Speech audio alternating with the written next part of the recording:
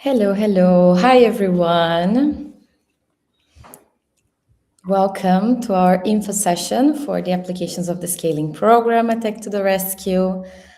I hope you're being able to join us in this, afternoon for us, but morning to some, evening maybe. We're very excited to have you here, and I hope it's going to be a productive session. You will learn more about the scaling program, the applications, how it works.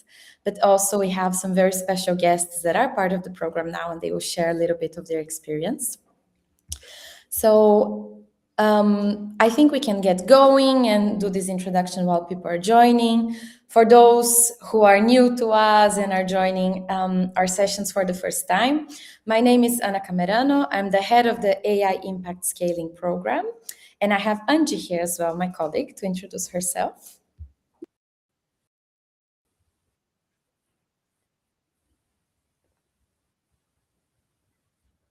An SIO engagement manager, and I will be very happy to tell you a bit of details of the scaling program that is now. Great, thank you, Angie. And we also have Benjamin and Magda. You will get to know them in a moment once we have, their sharing session and some questions. All right, so let me just share my screen and you can have some visuals to understand a little bit better about the scaling program, which we have open applications. Very briefly, for those who don't know who we are, right, Scaling Program is part of Tech to the Rescue. So Tech to the Rescue is a nonprofit organization operating for a bit more than 5 years at the moment and building this global ecosystem for AI-powered social impact. What we do in our bread and butter and the core of our work is that we connect change makers, which I imagine are most of you here in the audience in the call. But we connect you change makers with tech companies and potentially funders to help proven solutions achieve scale with AI. As part of our ecosystem, we have the AI for Impact Scaling Program, right? And I imagine that's why all of you are here and what we're going to explain to you a little bit more in detail. The AI for Impact Scaling Program is a program that we designed to support change makers, social impact organizations, to transform their proven social interventions, so transforming already what works, into scalable solutions via the power of AI and the largest pro bono tech community in the world that Tech to the Rescue has, proudly built in these last years. Who is it for? We're going to know a little bit more about the criteria to apply and so on, and Angie will explain to you a little bit more.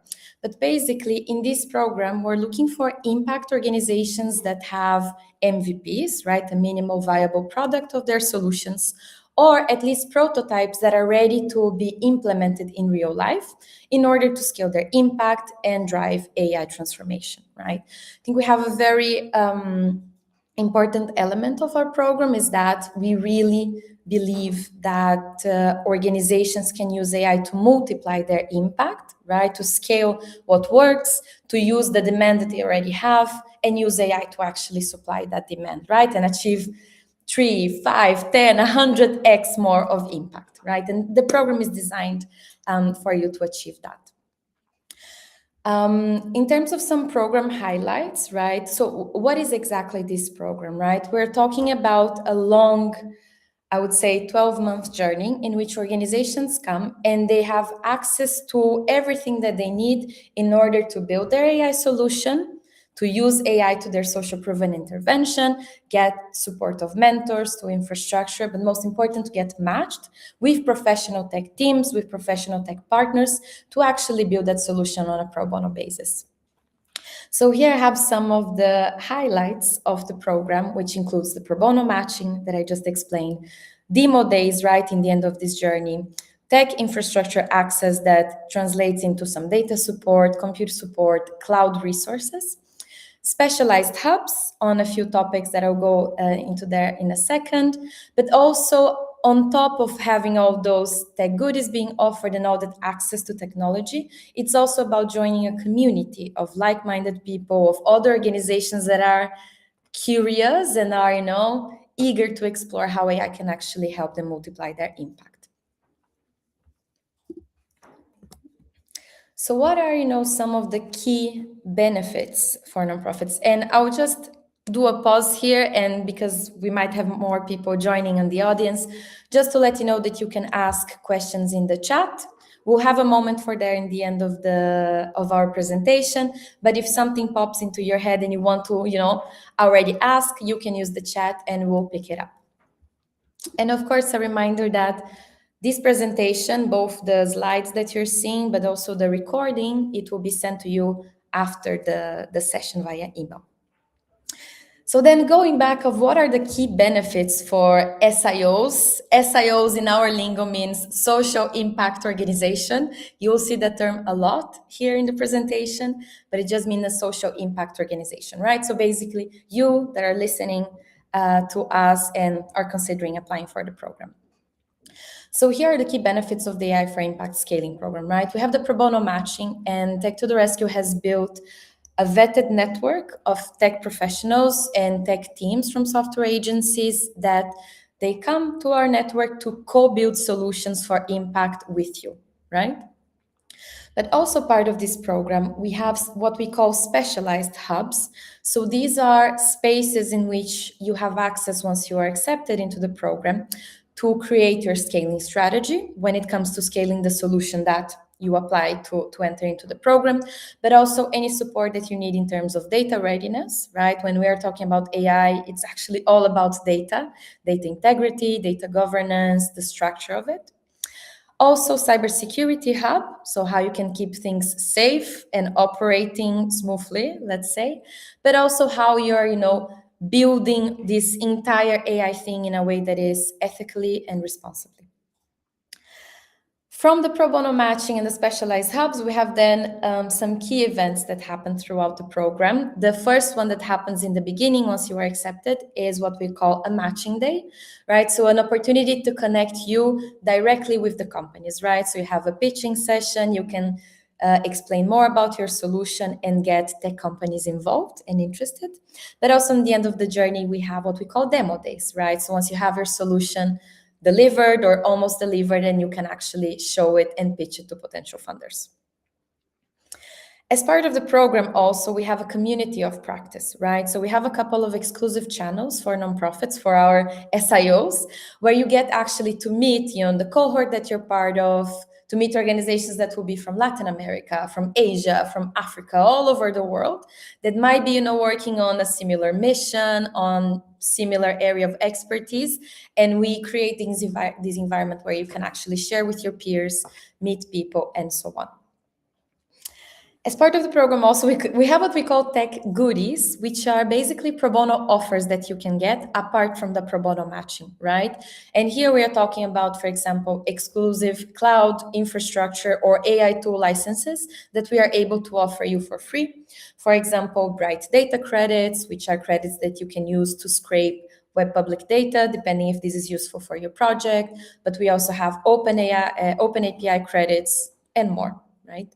And it's very important to know that because this program is running ongoingly and throughout the entire year, we always have those new goodies or those new offers being added every quarter.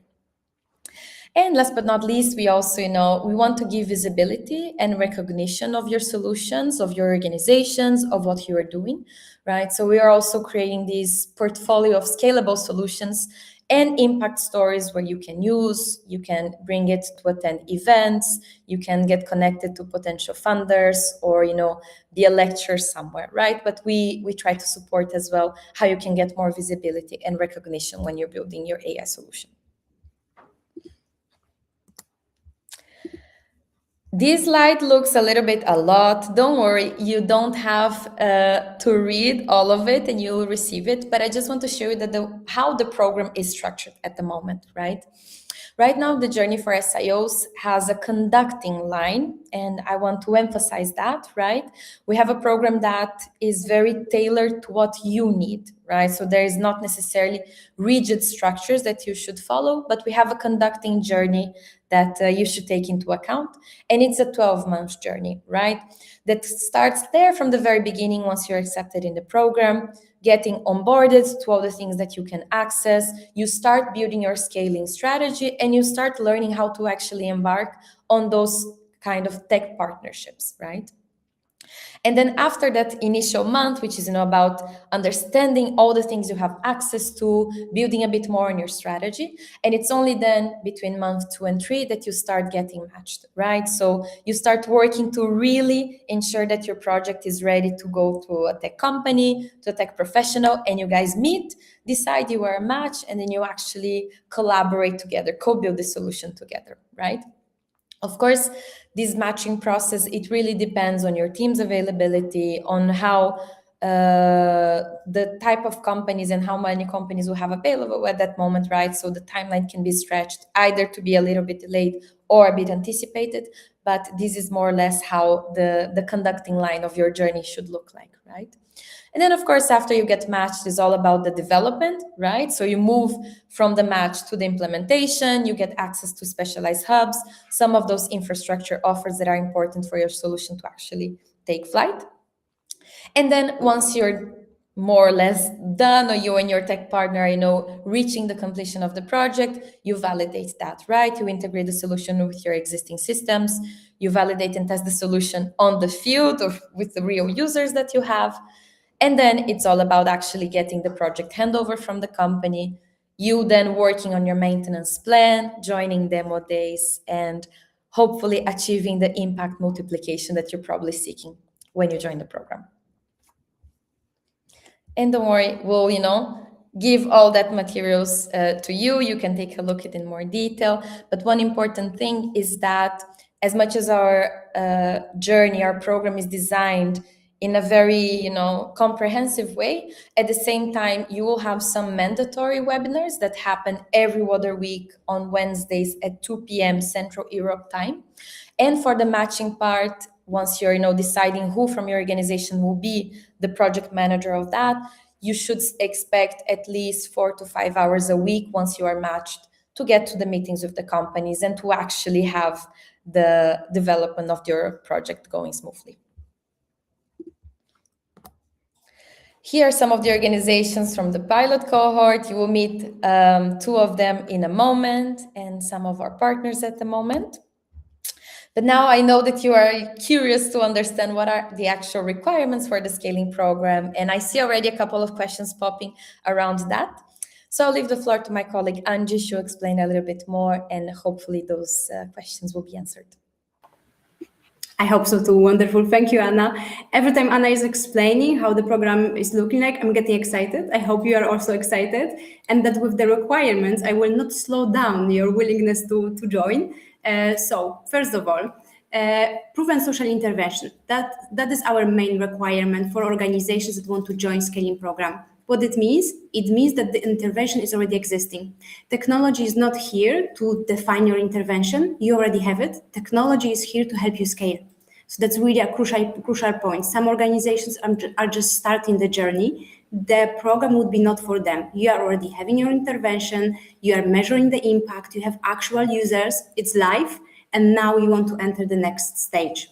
So that's the first requirement, the first eligibility criteria that we have for you. The second one, also very strong one, we do require from you to have to present a prototype or MVP that can be ready to be expanded with AI in the scaling program. What does it mean? You are already after the ideation. You know who are the users. You might have a prototype, meaning just a workflows, some presentation, a demo. Maybe you vibe coded something that you can click, you can show us how it will be working. Ideally, you have MVP. Maybe you have this minimum value project that you already piloted with 5-10 users, but you have already first feedback loops, you have already some usage that you observed, and then you can move forward. So this is not before the ideation. It's not the moment when you're thinking, AI could help us maybe with automating something. You exactly know what you want from AI and how it should look like. When it comes to scaling ambition, the third requirement, of course, you can mention that you want to scale the project, scale your mission, but what does it mean? How do you define the scale? Is it more countries, your bigger reach, more people that you help? How do you define that? How do you define the success criteria? You need to have a tangible plan for this scaling process, so that we can just check that it's not some vague idea that will change the world, but there are actually people behind it, resources that you already can put in, and you really figured that out. The fourth one, when it comes to demand and distribution readiness, what do we mean by showcasing us that there's demand? That there's an evidence that the solution is needed. Maybe you have waiting lists of future users. Maybe you already talked with the partners. You know that there's demand for this solution. You know that there's demand to scale this intervention. You know that there are users that will actually use it. It's really important to also showcase that, to present that, so we know it's not a solution that will be just built because the team wants that, but because the world needs that. And when it comes to distribution readiness, we do require from you to present us what will be the channels that you want to distribute it with. Did you maybe start some partnerships? You want to work with governments? You signed already some MOUs? You have NGOs in your network that you can work with? How does it look like? How did you figure that out? How the plan is for the future? When it comes to execution capacity and sustainability, here I would say the most important is your commitment. You need to have committed team, a project manager, as Anna was mentioning before, that at least for these first 2-3 months will be able to participate in these bi-weekly sessions. But later on, when we connect you with a tech company that will be responsive, communicative, that will co-design the solution with them. So this internal commitment is super, super, super important. And also sustainability, right?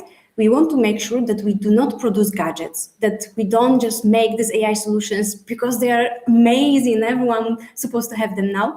We don't want to then deploy them, like support you with deploying them and seeing them dying. No, we need to make sure that they will be sustainable, that you can maintain them, and already dedicating your team, internal resources at the very beginning. It indicates that you have a plan for that it's close to your core mission. It's not some fancy project to have, but it's really important for your impact, for your mission, and for your team. The last point, data readiness, right? When we talk about AI, we always talk about data, but here we also mentioned that you shouldn't be at the very beginning of your data management and data readiness. Here, the projects that you bring to scaling program are ready to be scaled, are ready to be defined further. You need to have data ready.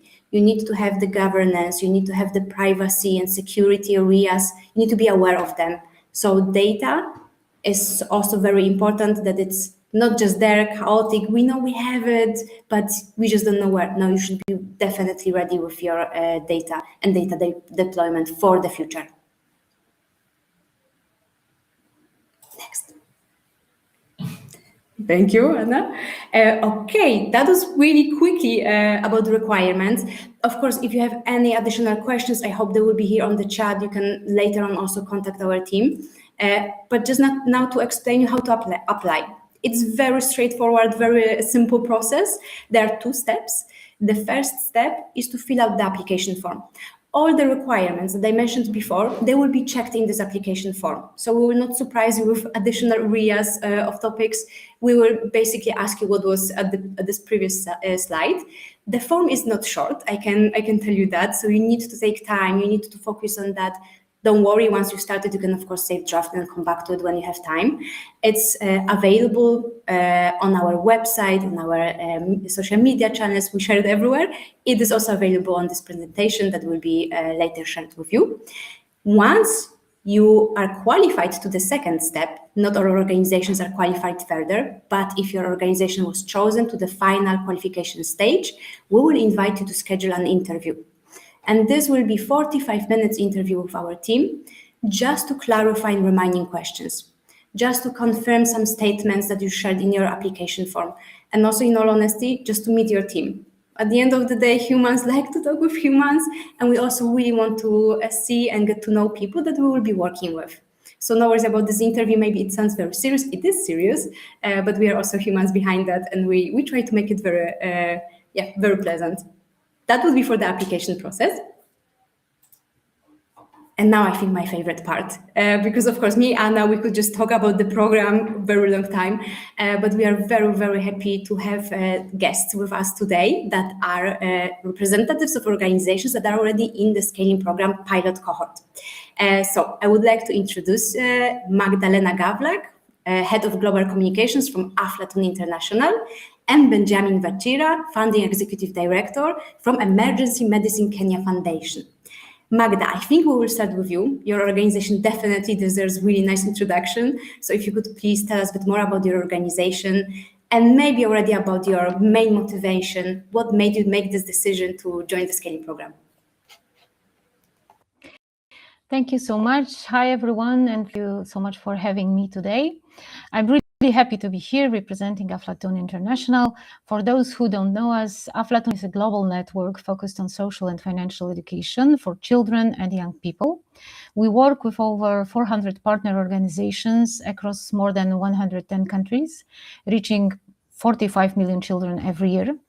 Our goal is very simple but powerful. We want to help young people to build the skills, knowledge, and confidence to shape their own futures, especially in vulnerable and underserved communities.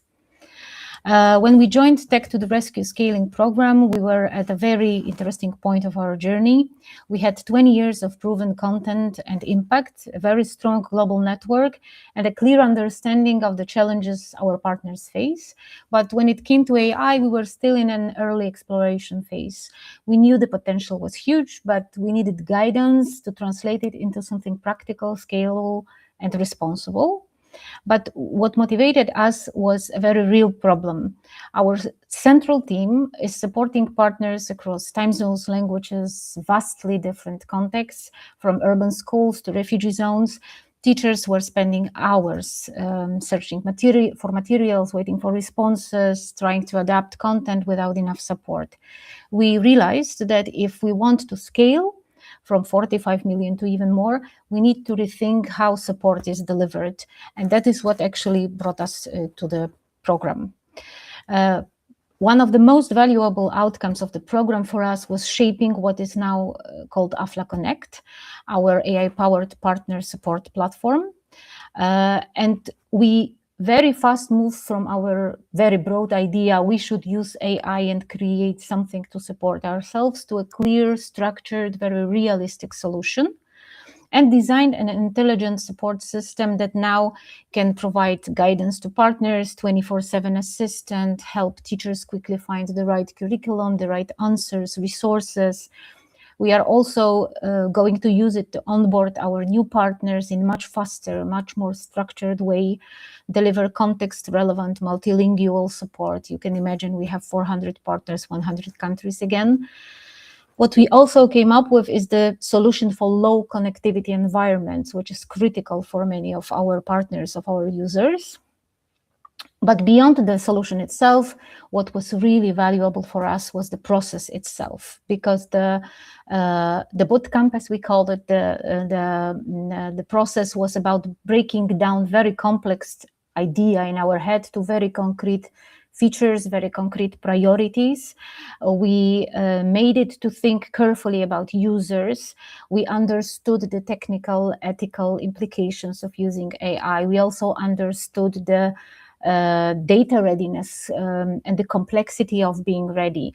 We also defined what the success actually will look like, not just technically, but also in terms of the impact we wanted to have. So it really pushed us to be both ambitious and realistic at the same time.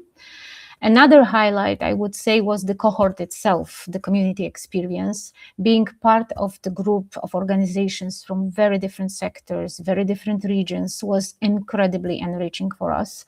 Even though we are all working on different programs, there were so many shared challenges, especially around scaling, working with limited resources, navigating AI for the first time. I do feel that there is something very powerful about realizing that we are not the only ones who are figuring this out.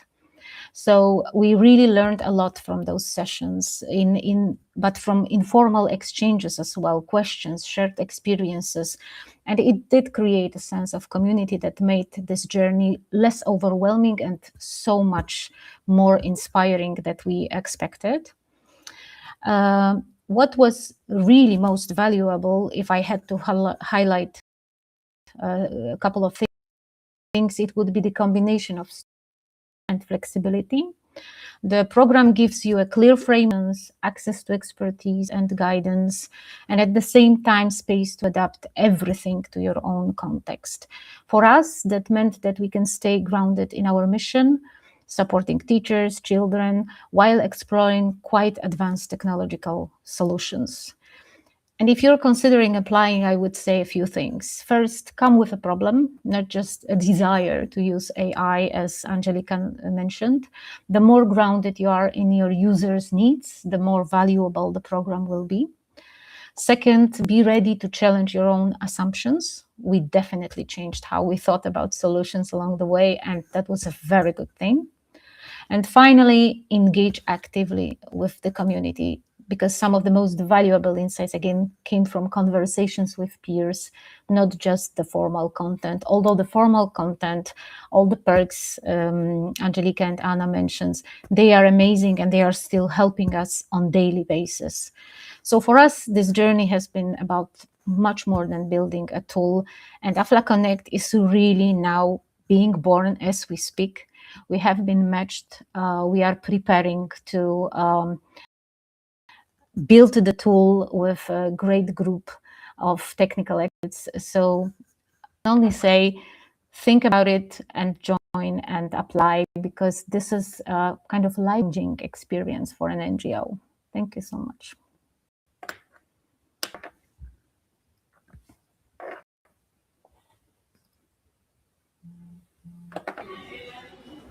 Anna, yes, we can hear you. Magda, thank you so much. That was perfect. For sharing. Also, like you were first before my question. I wanted to, of course, ask you for some advices for people who are watching us, organizations that want to join. So thank you so much for this ending as well. Benjamin, well, your turn. Please tell us a bit more about your organization, and also to start with your main motivation. Why did you decide to join the scaling program? I think thank you very much, Angelica, and I think Magdalene has actually done a very good job explaining everything about the program. But I think I'll echo some of her comments and highlight some of the things. So I'm Benjamin, emergency physician and founder and executive director of the Emergency Medicine Kenya Foundation. We are an NGO based in Nairobi, Kenya, where we support government and emergency healthcare providers to strengthen the emergency healthcare system here in Kenya, to save lives essentially through different pillars. But to think about it simply is we do not have any 911 or 112 system here in Kenya. So we're busy working with the government to establish the complete emergency healthcare framework across the country. So for us, I think joining Tech to the Rescue was quite exciting. We've never really had a tech partner. We've had partners in different perspectives, but we never had a partner who essentially focuses on the technology. And for us, joining the Tech to Rescue platform and the partnership with Tech to Rescue came at an opportune time, because we had developed two pieces of technology. The first one was an app that essentially helps the public and healthcare providers access emergency healthcare services, because there's no 911 to call. So people need to know which ambulance to call, what things to do, how to land first aid, for example. So we developed the app for that, and it was up and running when we joined Tech to the Rescue. And the other app that we developed, the other system that we developed actually, is ambulance dispatching system that's currently being used in, I think, 25% of the country right now. And so for us, we're building novel technology in a system that has never had public ambulance services, has never had public, like in an emergency, people just panic and don't necessarily know what to do. So we built the system, we built the apps, but then AI came in, and for us, joining with the Tech to the Rescue was the excitement that, because the tech was working, but there were many issues that we could not solve in terms of how quickly to improve the navigation, how to help people learn things like how to stop a nosebleed as quickly as possible in a local language. So that's, I mean, is the projects we brought into Tech to the Rescue. And just to echo what Magdalene said, I think the for those thinking of applying to Tech to the Rescue, just remember you are trying to solve a problem out in your communities, wherever you're working at. The tech is to help you continue solving your problem. So if this is, I would say this is not necessarily coming to Tech the Rescue to build a novel technology that potentially has nothing to do with your mission. I think so. Mission first, as we always say, mission first. What are you trying to do? How are you trying to solve the problems in your communities? And then the technology comes to provide that additional layer of solution which you're working for. So coming to the program, it would be nice to have clarity about what problem you're trying to solve in your communities and how that technology is coming to support you solve that problem. And then now the third layer would be then the use of the AI to improve the utility of your solution and the technology solution you're building. So I think those are the key things. And for us, we partnered in the first phase where we partnered with a company to put in AI into our casualty app, and we're in the process of having another conversation with another partner to again put AI into our second solution, the one about ambulance dispatching. So it's been complete success working with Tech to the Rescue. And I said, we already knew the problems we're trying to solve. We'd already developed the technology. So partnering with Tech to the Rescue for us, I think, to be honest, was actually very nice just to know there's someone who else is thinking about our technology and how we can improve our technology and how we can ensure our technology is impactful. It's solving the problems that we're solving, and how the technology, again, using AI, can be enhanced to ensure that it's meeting the needs of the users at the end of the day. So I think for us, we also benefited from the goodies. I think I now call them goodies.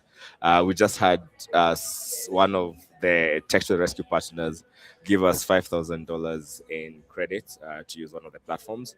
So these are some of the benefits, and it's like it's like a door that opens that keeps opening. But as Magdalene says, you have to bring yourself to it. You have to be committed to your solution. You have to be committed to the process. But I can guarantee you for sure, with your commitment, the process will ensure that you're able to scale your solution and you're able to get all the benefits and support from Touch the Rescue team. And just to highlight, Angelica, Anna, and the rest of the Touch the Rescue team are very friendly people. And so you will always be in good company. And even, I mean, I'm looking at some of the questions people asking. Can we send your application to the process? You won't know if it's not gonna work if you don't apply. So just first apply.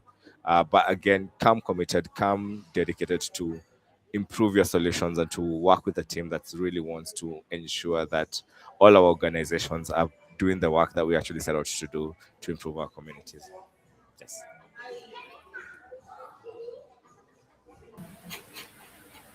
So wonderful. Thank you so much for sharing. I actually also really like that you both had different products at the very beginning, different projects, right? Prototype on Magdalena and Aflatun International side, and you, Benjamin, you already had working app and you wanted to scale further.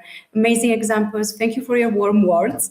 Thank you already for sharing tips. That was definite. I hope that was valuable for our public here. Well, I think now we can start the Q&A session. Yeah, shall we? Mm-hmm.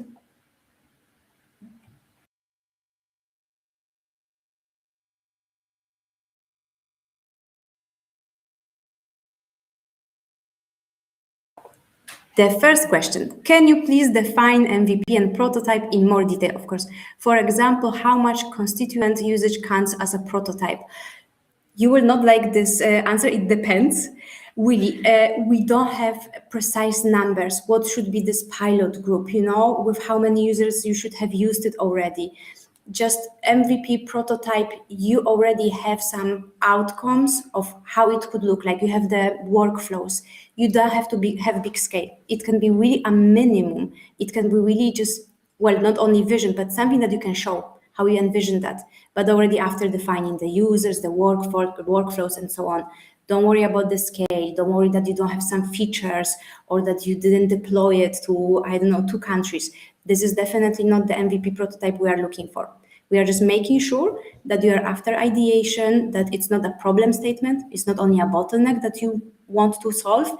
You already know how you want to solve it with AI. You are having a bit more tangible plan for that. But for this, I would say that would be it.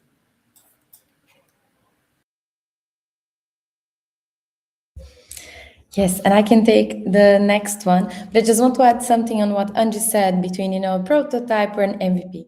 Imagine that what we as the program team were looking for is evidence, right? That what you have can actually be scaled with AI and it will help you, achieve more impact with it, right? So I know calling it an MVP or prototype might sound a bit scary into certain ways, but what we are looking for is really the evidence that you're ready to build and to see this impact multiplication. Then we have a second question about your SIO journey seems to presume that the AI tool is very nascent. The journey says we would co-develop the solution in month 4 to 8. Yes, and I want to go back into the point of the journey is supposed to be your conducting line throughout the program, right? A structure that gives you some structure, right? Because remember, our program, we have mandatory sessions, we have the community, right?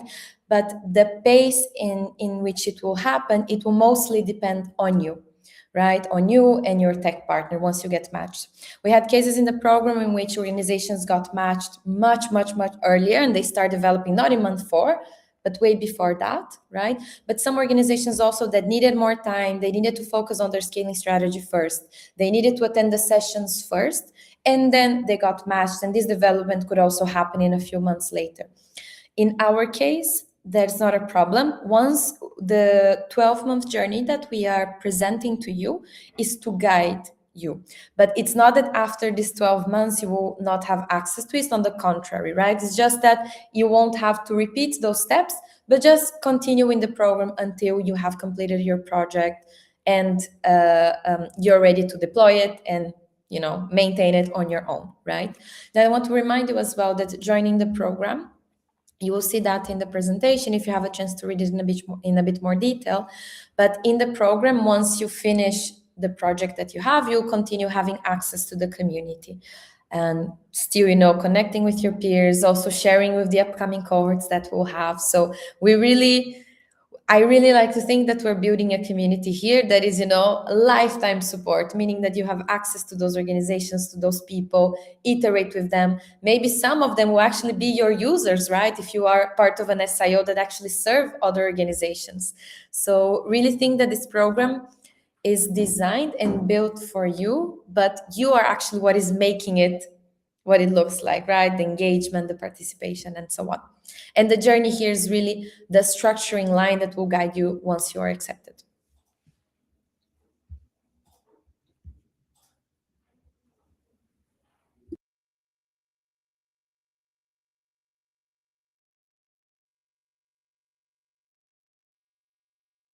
Now we're just getting the next question.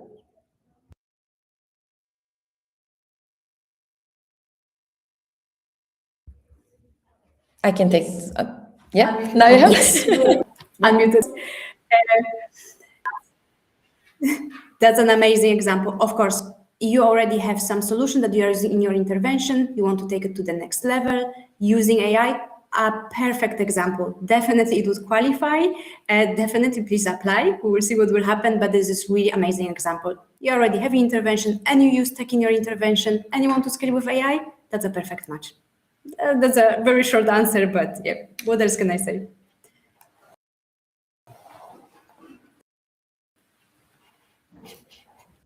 Yeah, and then we also have a question from Sistek. Hi. Oh, yeah. No, and sorry for the technicalities, guys. Me and Angie were trying to pretend we're not in the same room with different backgrounds, but we're very close to each other. But we have a question from Sistek, and nice to see you again as well. But you have your AI MVP ready and already tested internally, about to test it with real users in a couple of weeks. And would it fit the criteria and the deadline? So yes, of course, the best is once you apply to have the evidence of the test, right? But as Andrew just said, as part of the process, you have the application form, but then you also have a second touch point, which will be the interview, right? For organizations that will pass the baseline criteria. And in that interview, you can also show more evidence. Even if, if you are in this ongoing process with your MVP, you also have this moment, to show the evidence of what already worked with the real users and so on. So this is the long answer, but the short answer, Kyriaki, is that yes, definitely you should have everything that it takes to do the application.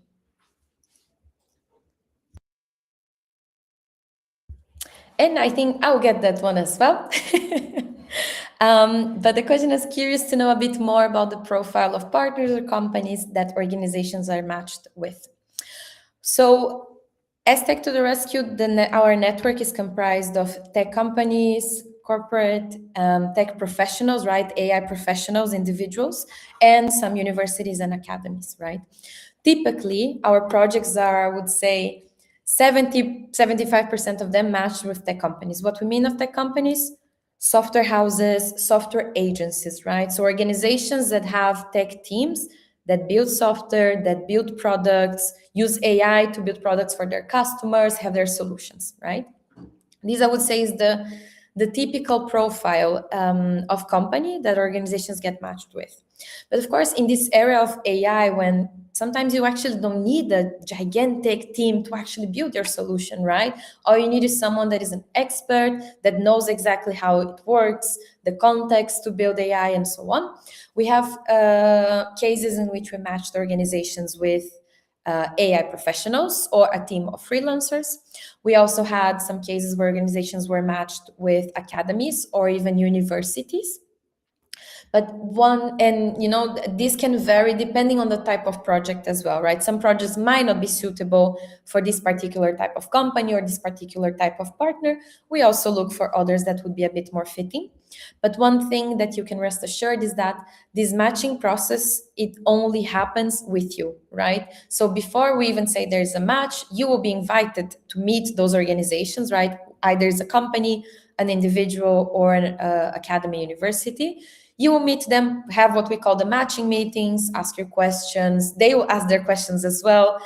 You have the chance to really understand if that's a partnership that you want to move forward, right? And it's only once you, as the social impact organization and the tech partner, you're ready to shake hands and say, yes, this is a match. Let's go sign a contract and move forward with the development. Then is where also we as Tech to the Rescue, we say you are matched. You have a matched project.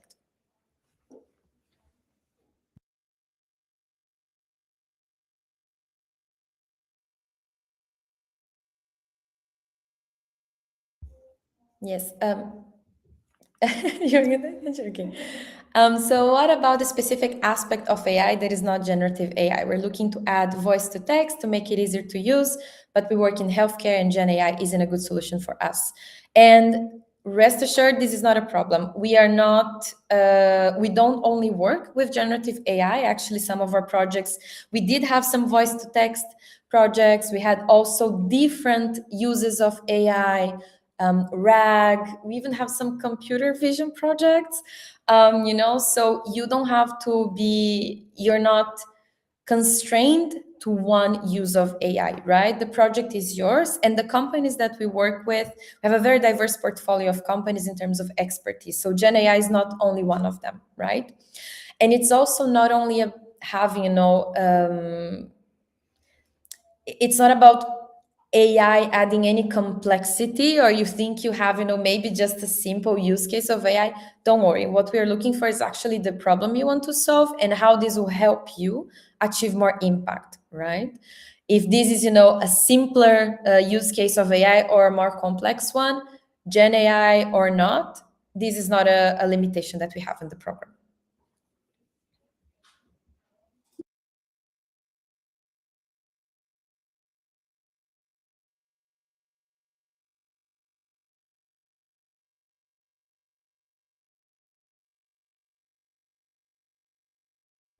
We're almost getting there. No, this button is really not working today. Apart from a dedicated project manager, will any other members be required to dedicate time during the program? What is the time commitment you expect from an organization? I will start with the project manager. For the first 2-3 months, as we mentioned before, there will be these bi-weekly sessions that will be obligatory. So then this project manager, of course, is supposed to be there. When we connect you with tech company, as said before, there must be also a point of contact from your organization. You'll provide them with data, with feedback. You are co-creating this solution. So of course, it's about effective communication between both parties. You will decide how fast, how busy you want to be with this project. If you want to meet weekly, monthly, you decided with your tech partner. We always encourage to be super transparent from the very beginning. If there are any changes, it can happen, but just then align with tech partner. When it comes to your team, to the other members of your team, of course they can join as well, right? If there's really some inspiring session during this first few months and they want to join, they want to learn more, why not? If they want to be engaged in this collaboration with tech company, they can also join. Maybe you have 2 people, maybe you have 3 people. There's no limitation here. If you have, bunch of eager people that want to work on AI, yes, bring them in. I would just say that the project manager is the minimum. The rest, of course, if they're interested, that's amazing. And I would just add on that as well. So in the first, before you get matched with a partner, you have those sessions and they usually go, depending on the session, right? But 45 minutes to 1 hour and a half, depending if you're building your scaling strategy or if it's, more a learning session. So you can expect, in the beginning, 1 to 2 hours per week, right, from that project manager. But once you get matched, and especially if you are an organization that you have, for example, a tech team, and by tech team, it could be, a data scientist, right? Or even maybe a tech volunteer that you're working with part-time or something like that, people that will support, maintain the project. Because remember, we are working on a partnership, right? Is your team working with a tech partner until the project is completed, and then that project is yours, right? Is yours to maintain it, is yours to make sure that, it's sustainable. So in that case, if you are an organization that you have a tech team, then we encourage, and it's actually going to be at your best benefit to involve them in the matching process. But of course, this point of contact and the project manager that will be in the program is the person that, will be the representative of your organization, let's say, and he, she, or they will need, to be very active to get the best out of it. And the question we have also, maybe the last one I see, we have a large team, 80 plus people. Can we apply on the behalf of the person who will be the project lead? And yes, you can, but you have to, because this person is the person that will be registered as your organization, right? So the person that will receive the communication, the person, if you go, further in the process, will be invited to the interview and so on, right? So it's very important that that person has the agency to reply on that, right? So there's no problem if you apply on behalf of them, but this person needs to be informed and needs to understand that they will be the ones receiving all the communication, all the demands from us up until you actually change that.